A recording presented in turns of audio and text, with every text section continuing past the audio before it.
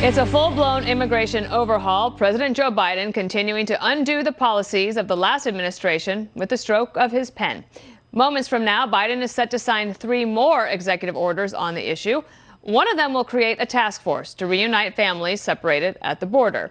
Another will review Trump's Remain in Mexico policy that has asylum seekers wait south of the border until their cases are resolved. Biden will also ask to study ways to streamline the naturalization process. So, Jesse, we are in the land of executive orders. Congress hasn't been able to pass a bill on this in decades, really. And so now you have the undoing of the previous administration's work, and it's really a confusing mess.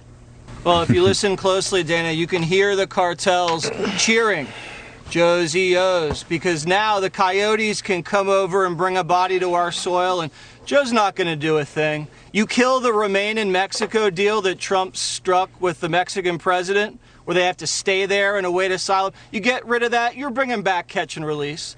So catch and release is back now. And what's Joe's plan?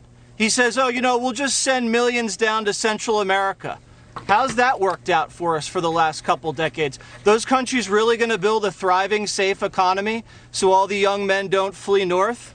When's that ever happened? The politicians just pocket it and laugh at us. It's a very noble thing to reunite families, but can we reunite American families first? I mean, you can't even see your grandparents anymore. It's absolutely ridiculous. The only people that like this stuff are his donors. You get open borders, you get cheap wages, and you get fatter profits. That's what it's all about. The Republican Party, they went strict on the border. Democrats saw that as an opening to get more donations from Wall Street, and they went way open borders, and then the money just flowed in. And that's what this is about. Blacks get hurt, middle-class Americans get hurt, unions get hurt. Democrats don't care. They just want to stay in power and keep the donations flowing. It's really sad. Joe's not that hard to figure out, Dana. He's just like any other politician. He's bought and paid for.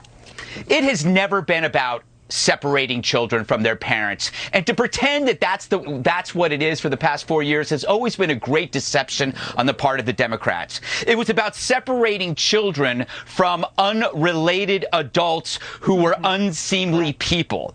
So imagine the outcry if you let children go with the coyotes who brought them when they come over, and then some died in custody with them. Would you trust those coyotes? And before you say that that isn't a problem, more than 3,500 unaccompanied children were found by Border Control agents in the last 2 months in the Rio Grande segment. In just 2 months. They were alone, they're found in the middle of the night, 30-degree temperatures, and routinely they are toddlers. So do you actually think you high and mighty, earnest, moral, upstanding liberals believe that parents are the people abandoning their children in the mountains? Are you that stupid?